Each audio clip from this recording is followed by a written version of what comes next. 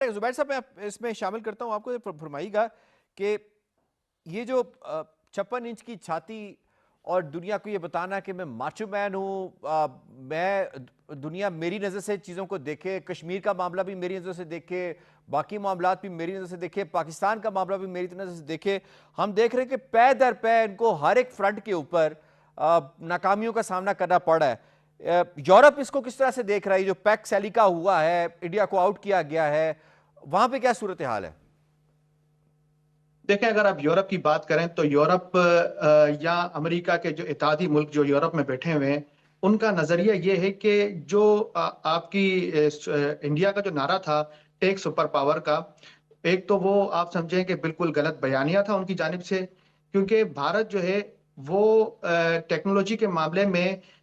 Service provider تو ہو سکتا ہے لیکن پروڈیوسر یا مینوفیکچرر نہیں بن سکتا. اس کی بہت بڑی وجہ یہ ہے کہ اگر آپ بات کریں سیمی کنڈکٹر انڈسٹری کی یا ہائی ٹیک الائنس کی، تو سیمی کنڈکٹر انڈسٹریز جو ہوتی ہیں اس کے لیے وافر مقدار میں پانی، غیر تعطل کا شکار بجلی اور شفافیت جو ہے وہ درکار ہوتی ہے، جسے مودی سرکار جو ہے اس کو ثابت کرنے میں ناکام رہی. یورپ یا امریکہ کی بات کریں تو ان کا مدعا یہی ہے کہ بھارت جو ہے اس کے اندر اسمبلنگ تو ہو سکتی ہے، بھارت کے اندر ٹیسٹنگ تو ہو سکتی ہے، لیکن مینوفیکچرنگ کسی چیز کی ہونا وہ ناممکن ہے. دوسری جانب اگر بات کریں تو مودی کا جو یہ دو کشتیوں میں سوار رویہ تھا، یعنی کہ ایک طرف وہ برکس میں بیٹھ کے مغرب مخالف جو بلاک ہے اس کا حصہ بننے کی کوشش کر رہا ہے، دوسری جانب جو ہے وہ واشنگٹن سے اسٹریٹجک ٹیکنالوجی کا حصہ مانگ رہا تھا، جس پر انہوں نے ان کو صاف منع کیا کہ ہم اس حساس ٹیکنالوجی کے معاملے پر صرف معتبر لوگوں کو یا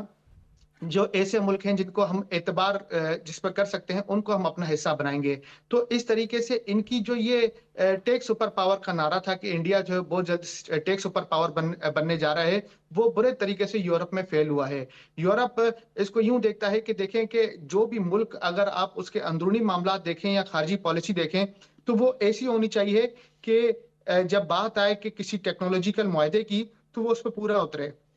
اگر آپ بات کریں انڈیا کے اندرونی معاملات کی تو سب سے بڑا جو سوالیہ نشان ہے وہ انتہا پسندی اور ہندوتوا ہے. دوسری جانب اگر آپ بات کریں خارجہ پالیسی تو بھارت جو ہے وہ کسی بھی وقت خطے میں پولیس کا کردار ادا کرنے کی کوشش کرتا ہے یا اپنے طور پر کسی بھی قسم کی دہشت گردی کے لیے کسی ملک سے جنگ کرنے کے لیے آمادہ ہو جاتا ہے یا تیار رہتا ہے. تو ان تمام معاملات کو دیکھ کر بھارت کو جو ہے وہ موزوں ثابت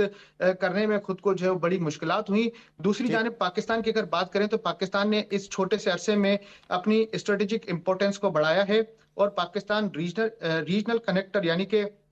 ریجن میں جتنے ملک ہیں ان کے اندر کنیکٹیوٹی کا ایک بہت اہم کردار ادا کر رہا ہے، جس کی وجہ سے یورپ کا جو تھنک ٹینک ہے وہ یہ سوچتا ہے کہ بھارت کی جگہ اگر ہمارے پاس خطے میں کوئی موزوں ملک ہے تو پاکستان ہے، کیونکہ پاکستان کے پاس ایک ڈیجیٹل فورس ہے کہ جو ٹیکنالوجی کے معاملے میں ایک موزوں اور اہم کردار ادا ثابت کر ہو سکتی سکتی ہے.